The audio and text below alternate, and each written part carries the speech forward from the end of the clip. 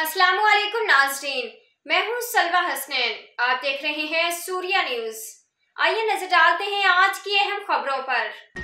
Chairman Korangi town Mohammad Naeem Sheikh ने साबिक MNA Ali Rashid और साबिक एमपी शहराज वहीद के हमरा कोरंगी टाउन के मुख्तलिफ यूसीज में जारी तरक्याती कामों का जायजा लिया। टीएमसी कोरंगी का अमला दिन रात तरक्याती कामों में मसरूफी अमल है, जो एक खुशआइंद बात है। अली राशिद चेयरमैन कोरंगी टाउन मोहम्मद नईम शेख अवाम की खिदमत में मसरूफ है। क़यादत में बहुत जल्द कोरंगी टाउन एक मिसाली टाउन बनेगा।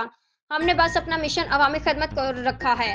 कोरंगी टाउन में कंप्लेंट सेल के आगाज के बाद से रोजाना की बुनियाद पर अवामी शिकायत हल कर रहे हैं। अवाम ने हमें अपनी खिदमत के लिए मुंतखब किया है, जिसमें हम मसरूफ़ अमल हैं।